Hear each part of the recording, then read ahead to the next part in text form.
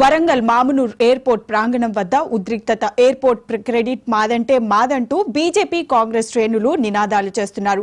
Airport కోసం credit వార్కు దిగిన Congress BJP Mamnoor airport కు ఆమోదం రావడంతో కాంగ్రెస్ బీజేపీ ఆధ్వర్యంలో వేరువేరుగా సంబరాలు చేసుకుంటున్నారు. ఒకే సమయంలో ఎయిర్పోర్ట్ లో ప్రధాన గేటు వద్దకు చేరుకున్నారు ఇరు పార్టీలు. ప్రధాని మోడీకి పాలాభిషేకం చేసి సంబరాలు జరుపుకుంటున్నారు బీజేపీ శ్రేణులు. సీఎం రేవంత్ రెడ్డి చిత్రపటానికి అదే చోట పాలాభిషేకం చేసేందుకు కాంగ్రెస్ యత్నం చేస్తుండగా రెండు వర్గాల మధ్య వాగ్వాదం, తోపులాట జరిగాయి. భారీగా మోహరించిన పోలీసులు రెండు వర్గాలను నచ్చజెప్పే ప్రయత్నం చేస్తున్నారు.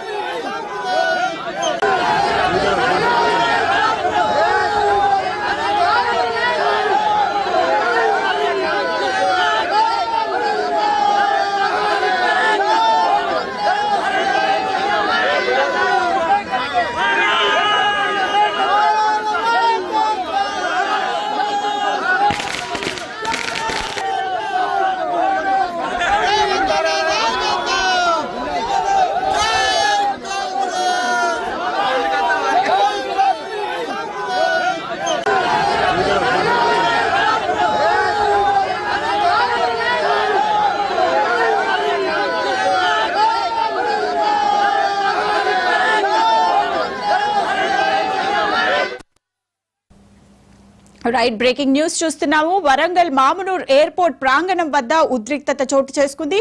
ఎయిర్పోర్ట్ క్రెడిట్ మాదంటే మాదంటూ బీజేపీ కాంగ్రెస్ శ్రేణులు నినాదాలు చేసుకుంటున్నారు.